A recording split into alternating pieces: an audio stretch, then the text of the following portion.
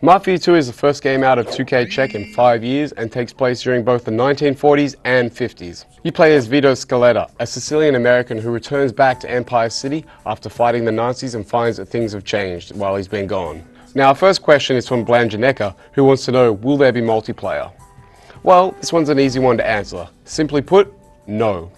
Like the first game, Mafia 2 is a strictly single-player affair. In previous interviews, 2K Czech has stated that they wanted to focus purely on building a story-driven single-player experience. Just Let Me Sign Up wants to know, does the city feel realistic?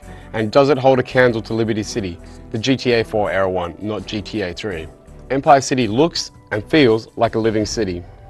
Although it's not modeled off one particular American city, it borrows features from places like New York, San Francisco, and Chicago, so there are definitely some familiar elements to it. As for the inhabitants of Empire City, it's certainly well populated and looks and feels like they have a purpose in their pixelated lives. Depending on where you are in the city, you might also get recognized. For example, at the beginning of the game, as you're exploring the area you used to live in, people will come up to you and welcome you back to the neighborhood and chat to you briefly. One memorable conversation revolved around a shopkeeper nailing some boards into his shop windows, closing up for good. If you hang around for long enough, Vito converses with the ill-fated businessman and finds out why he's closing up. The beginning of the game is also set during the winter time, so you'll notice the fog building up around the windows and see it seeping out of the sewers. It also affects the way you drive, but we'll leave that for the next question.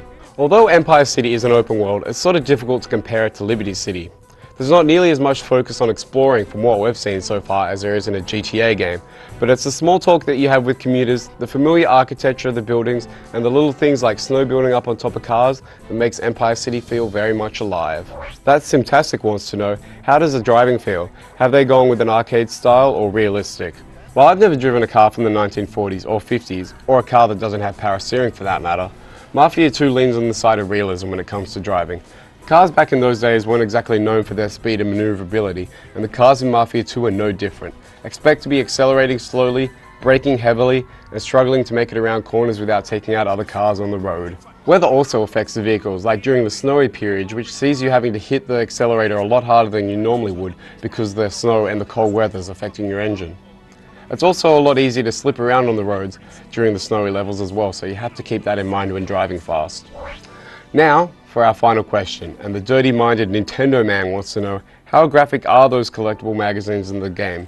Are they recent ones or are they ones from back in time? Well, Nintendo man, we assume that you're talking about the collectible Playboy magazines in the game, and like everything else, it's reflective of that time era.